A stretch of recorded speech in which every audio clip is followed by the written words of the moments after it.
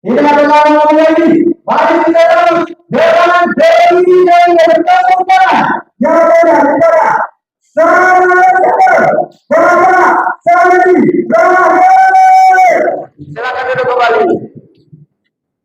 Wow, luar biasa ya. Semangat? Antusias? Luar biasa. Bismillahirrahmanirrahim. Assalamualaikum warahmatullahi wabarakatuh. Apa kabar? PTB.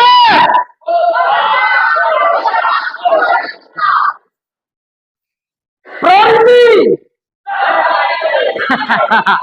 Priority luxury berkali-kali. 1 miliar 32 kali. Siap? Ya. Priority. Amin ya. Kalau sudah dapat 31 miliar itu insya Allah. Karena pada hari ini kita duduk bukan sama jutawan.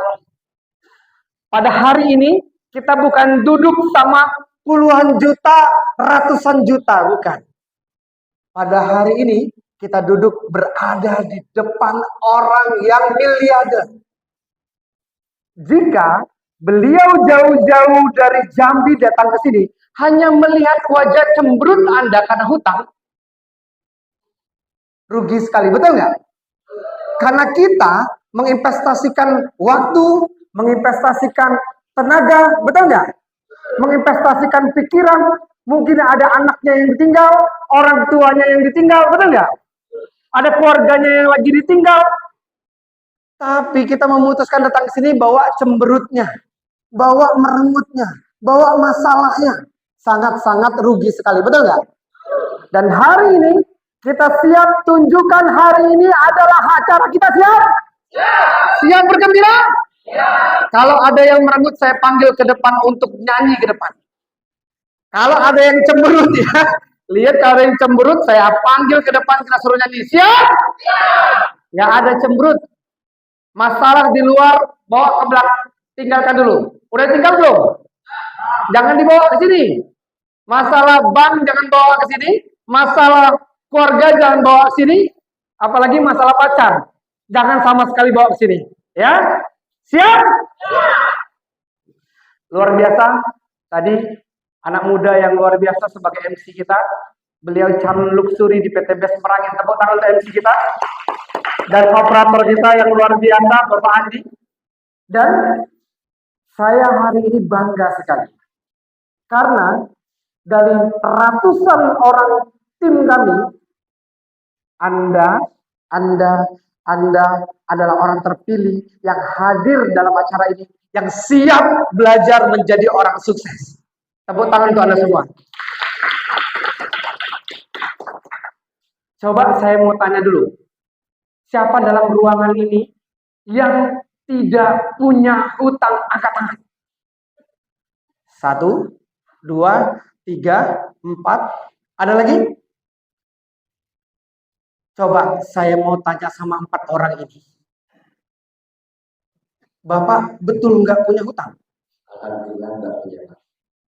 Bujangan atau udah berkeluarga? Ada. Bapak nggak punya hutang masalah sekolah anak? Kalau sekolah anak ya nggak ada utang. Berarti Bapak nggak bayar sekolah anak? Ya kalau gratis. Oh gratis. Terus masa depannya Bapak udah pikirkan? Belum.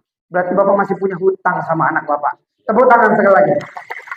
Karena kalau orang udah gak punya hutang, saya takut jangan-jangan gentayangan di sini. Betul nggak? Tapi itu utang masa depan, betul nggak Pak? Yang bisa dibayar. Tapi yang punya hutang sama orang-orang yang apa ya? Rentenir ada? Ya. Cepat kali. Ya, ada gitu kan? Itu pengalaman sekali ya. Ya, siapa yang punya utang sama abang angkat? Ada? Abang angkat. Kayak saya merantau ke Kerinci, nggak punya saudara, nggak punya keluarga, saya nikah di sana. Saya cari abang angkat yang untuk bantu saya. Saya kebetulan buka cucian mobil, cucian motor, laundry, ya segala macam usaha barbershop, semua saya lakukan di Kerinci, tapi saya nggak punya keluarga di sana. Akhirnya saya cari abang angkat. Alhamdulillah ketemu Bang Beni, Bang Beri, dan Bang Mandiri waktu itu. Abang angkat saya tuh saya kira bagus Pak, baik dan ramah tamah waktu datang ke rumah Bapak. Terima kasih, kami ada pinjaman yang luar biasa sehingga Bapak akan saya jadikan adik angkat. Wow, berapa boleh bicara? 150 juta boleh Bapak, lihat dari rumah Bapak, dari usaha Bapak boleh. Oke, saya pinjam 150 juta. Besok datang lagi Bang Beri. Besok datang lagi Bang Sembilan. Besok datang lagi Bang Mandiri. Mereka masing-masing memberikan saya utang 150 juta. Dan total waktu itu 470 juta.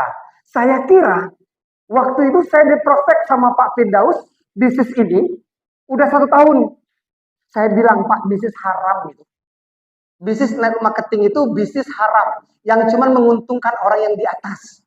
Jadi, saya udah 14 tahun di bisnis seperti ini. Saya tahu sekali, yang sukses rata-rata orang cuma 1-2 orang. Yang gagal rata-rata gagal. Nah, ternyata karena saya melihat bisnis network marketing adalah bisnis haram, saya coba membangun konvensional yang saya anggap tapi saya nggak punya Akhirnya saya ke bank. Ternyata selidik-selidik dalam Al-Baqarah, barang siapa yang masuk ke riba sama seperti berzina sama orang tuanya. Nauzubillah min dzalik. Lebih haram lagi daripada MLM. Barang siapa yang sudah pernah gabung pinjam bank, berapa juta yang udah Anda pinjam, sama setiap dinarnya bersetubuh sama ibu kandung dosanya. Dan mengangkat pedang, ayo Rasul, ayo Allah, kita perang. Saya muslim, saya mau perang sama kamu. Itulah kalau udah mencicip namanya riba. Waktu itu saya sadarnya ketika dibawa Pak Firdaus ke Jakarta, di Bandung. Di situ hancur hati saya. Ya kan, yang sombong, yang banyak topeng. Saya yang sok-sokan, sok alim, sok hebat, sok lebih tahu agama. Saya bilang MLM haram. Tapi ternyata apa Bapak Ibu sekalian? Beliau umroh udah 4 kali, dapat Pajero, mobil udah 6, motor sudah 12, saya bayar bank 14 juta sebulan. Yang tadinya abang saya baik-baik, tiba-tiba nagihnya sudah nggak bagus lagi. 14 juta sebulan di usia yang masih 17 tahun ini Bapak Ibu sekalian. Langsung nengok 17 tahun abang gitu ya. ya, percaya ya. Jadi Bapak Ibu sekalian, akhirnya saya selidik lagi. Network marketing itu sebenarnya haram atau tidak? Sebenarnya saya tahu tidak haram. Karena namanya bisnis, tetap yang sukses cuma 1 orang dimanapun berada. Konter terbesar di Bangkok pasti cuma 1 orang yang besar. Betul nggak? Hotel yang tersukses di Bangkok pasti cuma 1 orang. Yang tutup banyak. Betul nggak? Ya kan? Di mana-mana, warung kelontongan, warung sarapan, yang sukses pasti 1-2 orang dimerangin. Selebihnya tutup, bangkrut, dan sebagainya. Betul nggak? Namanya hukum Pareto, hukum alam, yang namanya bisnis yang sukses cuman minoritas. Di sekolah, yang guru, di sini ada guru juga, kepala sekolah ada 5 atau 1? Kepala sekolah di sekolah itu ada 5 atau 1? Berarti yang sukses cuma 1 orang kan? Bisa nggak? Aku nak kepala sekolah juga Pak, 5 kenapa ya? Betul nggak? Daftar kepala sekolah semua, 1 sekolah kepala sekolah semua, bisa? Nggak bisa. Manajer di bank, manajer di swasta, manajer di perusahaan-perusahaan, manajernya 1 apa banyak? 1. Bisa nggak kita melamar jadi manajer juga? Bisa, singkirin dulu manajer yang ada, betul nggak? Ternyata di mana-mana sukses itu cuma minoritas. Wajar, di network marketing juga yang sukses cuma sedikit, karena orang yang bersungguh-sungguh yang sukses. Dan orang yang dalam ruangan ini, orang yang bersungguh-sungguh, kami pengen terbang, kami pengen maju terus sampai ke puncak, kami pengen umroh bareng-bareng kalian, kami pengen haji bareng-bareng kalian, kami pengen bebas riba. Siapa dalam ruangan ini yang insya Allah hari ini memutuskan, detik ini memutuskan untuk tidak tersentuh lagi dengan riba? Angkat tangan. Amin ya robbal alamin. Amin amin. Amin ya. Saya lihat ada yang berair mata mulai keluar, itu rasanya pasti pakai hati. Karena sakit sekali riba itu. Anggap usahanya maju, tapi anaknya sakit. Anggap usahanya maju, tapi ada aja usaha-usaha yang lain, kebakaran lah, rusak lah. Kayak saya aneh sekali. Ketika saya buka cucian saya rame, tempatnya luar biasa bagus. Tetapi kok bisa-bisanya mesin mati, baru pakai langsung rusak. Tiba-tiba karyawan saya yang bagus banget, sholatnya bagus, ibadahnya bagus, tiba-tiba pulang. Sampai ke rumah, bos, ngapa aku pulang ya? Ya, pada tahu, kau pulang sendiri. Aku udah tahu, tiba-tiba aku pengen pulang. Itulah riba, Bapak Ibu sekalian. Jangan main-main sama riba. Oh, dengan modal bank, dengan modal ini, dengan modal itu, kita pasti sukses. Nggak ada cerita usaha yang pakai bank maju. Rata-rata cerai, rata-rata beribut sama keluarga, rata-rata anaknya narkoba, rata-rata anaknya berzina bebas. Betul nggak? Hati-hati. Riba itu pasti ada satu penyakit yang akan masuk ke dalam tubuh kita. Siap perang dengan riba? Siap? Siap terbang? Siap kita sukses bareng? Ya, siapa dalam ruangan ini yang 1 tahun kemudian kita nongkrong bareng, kita samori bareng, pajero bareng-bareng? Siapa? Amin. Perkataan adalah doa. Berkata terus saja. Berkata terus saja. Tahun 2008 masuk 2009. SPBU merangin saksi bisu. Bapak Ibu sekalian, kalian lihat saya posisi seperti ini. Saya lihat video saya tadi, dalam waktu 5 bulan tembus 370 juta. Enak? Enak? Bapak Ibu sekalian, Anda tahu Alfamart sebelah SPBU? Tahu? Tahun 2009 udah jadi belum? Masih ruko kosong nggak? Siapa yang masih ingat? Siapa masih ingat 2009? Ruko kosong itu adalah tempat terindah waktu itu, tempat saya. Waktu itu belum ada rollingnya, masih dinding batu bata. Saya tidak tahu mau kemana di Merangin ini. Saya merantau, papa saya suruh saya masuk TNI, saya nggak mau, saya nggak boleh pulang. Oke, kamu nggak, kalau nggak mau masuk TNI, kebetulan papa saya TNI, saya anak tunggal, papa saya nggak mau jadi TNI, saya merantau, papa saya bilang jangan pulang. Papa saya keras. Oke, kebetulan dia ciptakan anak yang keras juga. Oke, deal, saya nggak pulang. Alhamdulillah saya nggak punya keluarga di Merangin ini. Salah satu tempat terindah saya adalah Alfamart itu waktu itu. Belum jadi. Waktu itu baru tercipta dua ruko, belum jadi. Dan ternyata yang tukangnya itu teman saya dulu di Jambi. Ketika ketemu pun tidak sengaja di daerah Sungai Baung, Sorlangun. Bro, mau kemana? Aku buka bangunan, bikin ruko dekat SPBU. Boleh nggak aku numpang? Kebetulan aku mau ke Bangkau juga. Boleh, tapi nggak ada tempat. Loh, di mana kalian? Kami mes, tapi ada ibu saya. Dalam mes itu ada ibu saya. Itu pun pakai terpal. Nggak apa-apa, bro. Di mana tempat? Pokoknya saya bisa tidak kena hujan aja. Oke, ada bro. Tempat tumpukan semen. Oke. 6 bulan saya di situ. Kalian memang enak, pulang ada makan, betul nggak? Pulang ada orang tua yang siapin makanan. Itu tempat saksi saya sebelum saya dapat orang tua angkat saya. Di situ tempat saya berdiri. Di situ saya tempat mandi. Anda tahu masjid yang bagus sebelah kanan? Yang sana ya? Sana apa situ? Lupa saya.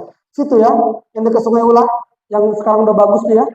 Dulu bukan gitu. Kalau masih ingat, itu tempat mandi, tempat WC sama baknya setara. Jadi kalau kita cebok, air WC masuk ke situ. Itu tempat saya gosok gigi. Di sini tempat saya mandi. Jadi kami banyak proses dulu Bapak Ibu sekalian. Bukan banyak protes. Kami banyak proses yang luar biasa kami jalani waktu itu. Di situ tempat terindah saya ketika subuh, mulai azan, sholat, saya langsung kabur. Saya nyuci baju lagi di dekat ruko tadi, saya letak baju saya cuma 2 lembar. Terpaksa saya cari orang tua angkat di sini. Ketemulah Pak Yani sama Bu Sumani, tepuk tangan untuk mereka. Mereka yang sempat betul-betul menolong saya, Pak Yani sama Bu Sumani. Di situ sempat agak bersih sedikit saya.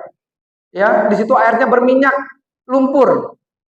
Makanya Bapak Ibu sekalian, bagi Anda yang terlalu banyak mengeluh, hari ini putuskan untuk betul-betul jangan banyak mengeluh. Karena Allah sangat tidak suka dengan orang yang putus asa. Kami merantau ke Kerinci, ya, di sana kami betul-betul tidak ada pilihan selain bank. Disitulah kami memutuskan untuk ambil bank. Saya hampir bunuh diri 2 kali. Saya sudah pernah gila 2 kali. Jadi kalau teman-teman di sini belum pernah ngomong, saya berat sekali, coach. Hidup saya susah sekali. Kalian belum pernah gila, jangan ngomong susah. Saya sudah premor seperti ini. Saya nggak sanggup. Saya nggak sanggup sambil jalan ke jembatan layang. Dijemput saya sama keluarga. Saya nggak tahu lagi. Saya tahu kalau saya itu bergerak, tapi saya mau memberhentikan badan nggak bisa. Itu ternyata orang gila itu seperti itu. Nggak sanggup. Nggak sanggup, waktu itu masih 8 juta per bulan. Tapi penghasilan saya baru nikah baru 1 tahun. Saya baru belajar berhidup sama istri saya. Dan di situ harus ada beban 8 juta per bulan. Penghasilan saya nggak jelas. Dulu, kadang 1 juta, kadang 700.000. Makanya jangan banyak mengeluh. Siap Anda menjadi juara? Siap? Ketika saya memutuskan mendekatkan diri kepada Allah, ya Rob, apa salah saya? Waktu itu saya nggak tahu kalau riba itu berbahaya. Saya masalahnya bukan saya riba, saya perbaiki dulu internal saya. Saya perbaiki sikap saya baca buku, saya ikuti seminar, saya ikuti pelatihan seperti ini. Supaya otak saya terbuka. Tapi waktu itu tidak ada yang membahas tentang riba. Ternyata selama itu hidup saya ternyata terimpit, tersulit itu gara-gara riba. Gara-gara satu masalah, teman. Klik, satu masalah, rupanya hidup saya selesai. Hidup saya ternyata terbuka. Karena memutuskan, hari ini saya perang dengan riba. Siap? Ada siapapun datang memberikan angin segar kepada Anda, Pak, ini bisa untuk ini, Pak, modal ini. Langsung katakan, tidak. Kalau Anda katakan, lumayan ini, tambahan, pasti hidup Anda akan terjadi penurunan atau tidak stagnan. Betul nggak? Atau start seperti itu saja. Usaha tidak maju-maju. Makanya teman-teman sekalian, ayo sama-sama kita perang riba. Siap? Oke, hari ini saya bukan untuk mengajari atau menggurui. Cuman kami berdasarkan pengalaman. Kami memberikan inspirasi kepada Anda. Kami akan memberikan strategi kepada Anda. Bagaimana kami bisa keluar dari zona kehancuran itu. Bagaimana kami bisa melawan rasa keterpurukan itu. Ya, jadi kami sekali lagi bukan untuk mengajari. Oke? Coba angkat tangan dulu siapa yang pertama kali ikut acara seperti ini, angkat tangan. 1, 2, 3, ada 6.000 orang, oke. Ya, oke, siap. ONC, orientasi and commitment. Apa orientasi saya gabung di PT BES? Dan bagaimana cara saya komitmen di PT BES? Hari ini kita akan sama-sama memberikan ikrar kita. Ya, bagaimana caranya kita betul-betul di bulan Februari besok, di Pekanbaru, kita tembus motor. Siap? Tembus mobil 150 juta dan tembus Pajero. Tidak ada yang tidak mungkin. Karena Allah punya kuasa. Oke, next. Apa hal mendasar Anda harus berbisnis di PT BES? Padahal banyak ditolak orang. Padahal banyak direndahkan orang. Padahal banyak diremehkan orang. Padahal seperti kerja sales. Harus pandai melobi orang. Harus bangun tim bisnis. Kenapa alasannya? Kenapa alasan Anda kok mau bergabung di PT BES? Coba saya angkat tangan dulu yang udah bergabung di PT BES udah 1 bulan ke atas, angkat tangan. Berdiri. Berdiri. Mana? Berdiri. Oke, maju ke depan. Cepat, maju ke depan. Jangan tengok kiri kanan, maju ke depan. Berlari. Ya. Jangan kayak nikahan ya, lambat ya. Ayo, yang 1 bulan ke atas berdiri. Oke. Kita mau lihat dulu nih. Coba maju, MC maju. Ini udah hampir berkarat. Ayo, maju, nggak usah malu-malu. Biar nih teman-teman lihat nih. Saksiin ya, siap? Tengok dulu wajahnya. Saya kasih waktu 5 detik. Pasat. Nah, ini kalau seandainya nggak sukses nih orangnya nih, nah ini pembohong berarti, betul nggak? Nah ini nih pasat-pasat nih. Kenapa mereka memutuskan? Saya mau bayar utang, mau bebas riba. Ternyata nggak bebas-bebas juga. Berarti mereka bohong. Karena kita harus ada komit di dalam hati kita, komit dalam diri kita. Apa yang kita kerjakan jangan sebagai dongeng, betul nggak? Apa yang kita lakukan jangan sebagai dongeng. Karena bagi orang yang masih santai-santai di bis ini, berarti dia masih berhayal. belum mewujudkan. Kenapa kami 5 bulan tembus motor, mobil? Karena kami punya beban yang harus dibayar. Kami nggak mau main-main dengan waktu. Saya tinggalkan anak istri di Kerinci. Anak istri saya baru lahiran 15 hari. Saya tinggalkan, kenapa? Saya punya impian besok, nak. Suatu ketika nanti kau jangan merasakan apa yang kurasakan. Itu sebagai bapak ya, laki-laki. Jangan seperti banci. Siap? Siap. Kami mbak ada yang dikorbankan. Kenapa? Kami pengen hidup memang betul-betul nyaman ke depannya. Siap? Oke, kita coba tanya. Apa alasan mendasar? Satu kata aja ya. Jangan panjang nanti karena saya disiksa orang tua. Jangan gitu ya. Ya, mertua saya ternyata galak ya. Jangan pokoknya satu kata. Kenapa? Mau bayar utang, mau beli mobil karena pernah minjem mobil dihina sama keluarga. Omong saja. Karena perkataan adalah doa, kita aminkan, siap? Aminkan ya. Jadi doa. Oke. Dengan siapa? Pak Hamdani. Pak Hamdani, diingat namanya. Ganteng Hamdani Buya ya. Nah, apa alasan mendasarnya Buya? Ingin memberangkatkan haji dan umroh. Masya Allah. Aminkan siapa? Ya. Dengan siapa? Emil Sari. Apa alasannya? Kalau saya ingin melunaskan utang orang tua saya. Kuat-kuat, amin. Maju dikit biar tahu orang. Sama siapa? Mr. Idris. Apa tujuannya? Ingin melunasi utang dan melunasi umroh. Amin. Nah, oke. Next, maju. Ayo. Dengan siapa? Bukan dengan Ham dan kau namanya siapa? Ya, dengan Ham dan pula ya kan? Nama Firman Pak. Ah, apa tujuannya? Gabung di PT BES. Apa yang mendasar? Kenapa harus gabung PT BES? Kan bisa kerja, ngojek dan sebagainya. Ini merupakan situasi yang Pengen sukses ya. sukses. Oke, siap. Amin. Ya. Oke, siap. Dengan siapa? Idris. Sukses dunia akhirat. Masya Allah. Amin. Silakan. Dengan warisan Rahim bikin umrah tiap tahun bersama keluarga. Amin. Nah, Ingin merubah hidup lebih baik lagi bagi keluarga dan untuk Tuhan. amin. Siapa nama?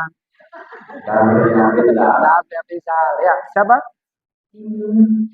Karena di sini kerja ini karena masa depan. Amin. Ya. Saya Ibu Sumani bergabung di bisnis ini karena pertama ingin membahagiakan keluarga, kemudian ingin melunasi hutang riba. Amin. Ya. Oke. Saya Siti Narima, saya ingin membahagiakan keluarga saya. Amin. Ya. Dengan Ibu Rini, saya ingin mensejahterakan keluarga dan jangan hutang riba. Amin. Nama saya Siti Suwanti, ingin merubah ekonomi keluarga. Amin. Tepuk tangan dulu Bapak Ibu sekalian. Oke, silakan kembali ke tempatnya. Ya. Ayo berlari. Ya.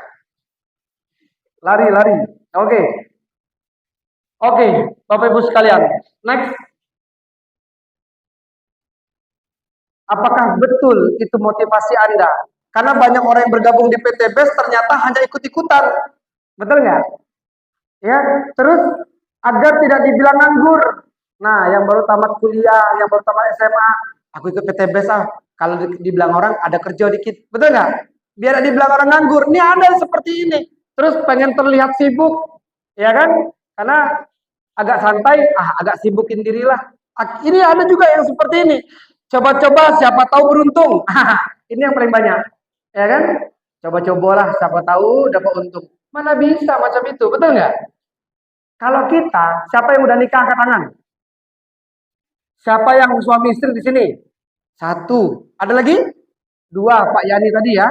Nah, coba saya mau tanya sama bapaknya. Kan nggak mungkin ibu tembak bapak kan? Ya, saya tanya sama bapak. Pak, dulu waktu ngejar ibu tuh pakai energi apa enggak dulu? Pakai. Sempat ditolak nggak kalau boleh jujur? Tidak, langsung diterima ya, karena bapak ganteng sih, ya kan? Tepuk tangan dulu ya. Nah, waktu pendekatan itu ada prosesnya nggak? Ada. Berarti untuk mendekati ibu sampai jadi istri itu ada prosesnya, Pak ya. Nah, Bapak Ibu sekalian, nggak nggak ada Bapak. Coba-cobalah beruntung ya kan. Siapa tahu jadi istriku. Nggak mungkin seperti itu. Dikejar, mulai cari apa pengenalan, betul nggak? Yang menikah kan gitu kan? Ada yang udah 3 kali ditolak, hantam terus pokoknya. Ditolak lagi yang keempat, dukun bertindak. Enggak ada ya. Siapa tahu gitu ya. Nah, banyak yang cari beruntung. Ya berikutnya, cari sensasi. Jadi hobi ikut-ikut rame-rame gini aja. Tapi nggak ada action. Ada hobi menampilkan, tapi nggak ada action, nggak ada perubahan. Tapi yang dalam ruangan ini siap untuk sama-sama sukses? Oke. Nah, berikutnya cari masalah. Nah, ini ya ada juga ini. Ini yang lebih parah lagi, cari masalah. Ya. Ini ya, waduh luar biasa ini. Ada orang beli pupuk, duitnya nggak nyampe. Betul nggak? Ada loh, hati-hati. Terus, coach, ini ada orang gabung nggak dikasih ke mentornya duitnya.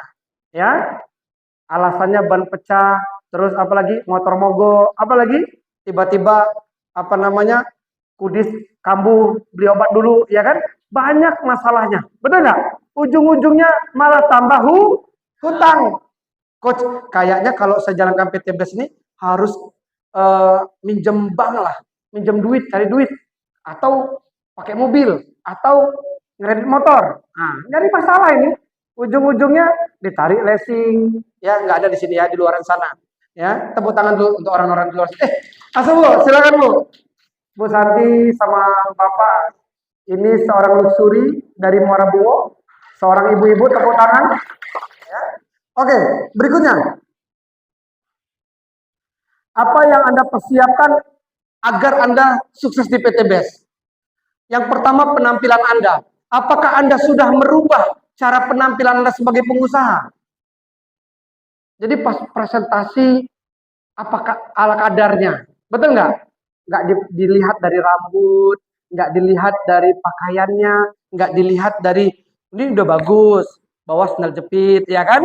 Ya terus ada lagi presentasi, pokoknya saya mau datangin itu, tapi penampilannya tidak menunjukkan kalau Anda pengusaha. Jadi Anda harus sekarang juga merubah cara penampilan. Karena penampilan Anda lah yang akan membawa energi positif sehingga Anda bisa closing. Betul nggak? Apa yang terjadi kalau Pak Firdaus pakai baju partai presentasi? Betul nggak? Pakai celana goyang, pakai baju partai, pakai sandal jepit. Bisa closing nggak? Kita ngomong Pak Firdaus ini miliarder loh. Tapi posisinya, mana enak di presentasi? Ya kan? Lah garuk-garuk ya kan? Pakai baju partai. Sudah tuh ngomong, kita nggak bakal diterima orang. Betul nggak? Karena penampilan nomor 1 untuk kesuksesan. Ya, paham? Nanti mentornya coba cek penampilan timnya. Kalau bajunya agak keloboran, dikecilkan. Ya kan? Kalau seandainya kebesaran, dikecilkan. Kalau kecil, kesempitan, dilebarkan dikit. Beli ke toko terdekat. Betul nggak? Ya. Nah, kalau dulu saya berjuangnya pakai baju BJ. Karena tapi BJ sekarang udah mahal. Ya, udah sama kayak baju asli. Dulu kami pakai baju BJ tuh. Kalau di Jambi, ya, di Angso 2 kami beli baju itu. Wah, bajunya matching-matching dari Cina itu kan. Keren-keren, nggak taunya bajunya 15.000. Nggak apa-apa, karena untuk merubah penampilan dulu, betul nggak? Alhamdulillah, saya yang dulunya gembel di SPBU Merangin ini, sekarang alhamdulillah merubah penampilan dulu, kata mentor saya dulu. Merubah penampilanmu Sandi, kamu ini udah kayak gembel betulan. Ya gimana, uangku nggak ada, katanya. Ya kayak mana lah caranya, kata dia. Yang penting kau merubah dulu. Oke lah, deal, kita sama-sama ke BJ waktu itu. Ke abang angkat Beni, Beri, dan Mandiri. Jangan coba-coba cari abang angkat itu. Akan susah hidupnya. Ya. Terus, apakah Anda sudah merubah cara pikir? Ya, apakah Anda pembelajar sejati? Rajin konsultasi. Siapa yang rajin konsultasi, angkat tangan? Ya, 1-2 orang. Yang lainnya, pacak lah aku. Ngerti lah aku, udah perlu lah konsultasi. Mentor aku tuh, umurnya kadang-kadang di bawah aku, ya kan? Aku lah banyak asam garam duluan, ya kan? Makanya kebanyakan, jangan lupa kalau dia juga makan micin, ya kan? Jadi pelupa, ya. Jadi makanya kita harus rendah hati untuk konsultasi. Tor, kayaknya ini agak nggak ngerti ini gimana Tor ya. Jadi mentor itu tempat konsultasi, bukan hanya tempat diajak-ajak untuk presentasi. Nah, berikutnya, udah rajin membaca buku belum? Pak, untuk apa sih membaca buku? Membaca buku merespon otak motorik kita untuk berpikir, melatih cara bicara dengan baik. Buku itu kosakatanya bagus-bagus. Dan kalau bisa membaca buku itu bersuara supaya Anda akan menjadi pembicara besok ke depannya itu tutur katanya bagus. Ada ningkat, ada rendah, ada flat. Jadi bukan baik Bapak Ibu sekalian, hari ini kita sama-sama hadir dalam ruangan ini, kita akan mengikuti acara yang luar biasa. Mari kita sambut Pak Firdaus. Jadi itu kalau nggak baca buku kita flat ngomongnya. Tapi kalau kita ada energi, bagaimana caranya untuk supaya audiens jadi nyaman. Makanya harus baca buku. Apa buku yang bagus? Buku Berpikir dan Berjiwa Besar. Di situ juga dijelaskan tujuan hidup. Ya, nanti rekomendasinya ke mentor Anda. Buku apa coach yang harus saya beli duluan? Ya, supaya saya punya karakter yang bagus. Karena setiap kita ini beda-beda buku yang harus dibaca. Karena ada yang koleris, yang keras orangnya. Jangan kasih buku keras juga, berperang nanti, ya kan? Bagaimana caranya buku untuk melunakkan diri? Baca buku Skill with People, baca buku Personality Plus, supaya mereka bisa membaca karakter dirinya, supaya dirinya ternyata, oh saya salah. Oh ternyata ini cara saya membimbing dolen salah. Oh selama ini saya sama upline salah. Saya jadikan upline saya tuh, mentor saya tuh seperti anak buah malahan. Saya menganggap mentor saya tuh seperti pesuruh, ya. Kalau nggak mentor saya nggak mau jalan, saya nggak mau jalan. Waduh, ya, ini udah parah kalau udah bahasa seperti ini, karena ini udah bahasa menyuruh. Siapa yang mau bebas riba? Kita, betul nggak? Siapa yang mau lunas hutang? Kita. Kok malahan kita maksa-maksain mentor untuk harus mengikuti program kita? Mentor adalah alat. Mentor adalah arsitek Anda. Mentor bukan tukang Anda. Saya sangat betul-betul menghargai mentor saya Pak Firdaus. Saya nggak mau Pak Firdaus jadi babu saya. Saya nggak mau Pak Firdaus itu menjadi anak buah saya. Saya kepengen Pak Firdaus adalah betul-betul menjadi arsitek saya. Jadi apapun yang beliau sampaikan akan saya jalankan kalau memang betul-betul untuk membangun tim saya. Makanya teman-teman sama mentornya jangan pernah clash, jangan pernah berantem, jangan pernah gontok-gontokan, jangan pernah emosi. Karena itu orang tua Anda di bisnis ini. Sempat Anda punya masalah sama mentor Anda mungkin bisa cepat sukses, tapi juga Anda akan cepat jatuh. Siap bertobat? Ya. Oke, next. Di sini kita lihat rajin mendengar video yang direkomendasikan mentor. Siapa dalam ruangan ini ketika ada saya share video YouTube, tolong didengar. Yang betul-betul mendengar angkat tangan, jujur. Ada yang buka, oh ya sebentar aja lah, nggak penting. Nah kalau kita punya hati yang udah nggak mau belajar, maka kita akan kosong terus otaknya. Paham? Otak kita nih harus diisi ilmu supaya kita mengupgrade cara berpikir. Nah terus rajin mengikuti seminar. Siapa yang belum pernah bolong ikut seminar? Angkat tangan. Belum pernah bolong. 1, 2, ya. Setiap seminar tanpa alasan. Seminar itu sangat luar biasa. Seminar, pelatihan, training adalah alat untuk kita mendapatkan informasi dan kita memudahkan tim kita yang belum ngerti jadi mengerti. Nah, walaupun saya ngomong baru berapa menit, teman-teman yang baru hadir pasti, oh begitu ya. Oh nggak boleh berantem sama mentor ya. Oh nggak boleh clash sama mentor ya. Oh nggak boleh jadiin mentor sebagai tukangnya ya. Betul nggak? Jadi artinya apa? Memang betul-betul di sini kita harus mandiri. Siap mandiri? Oke. PTBS, go!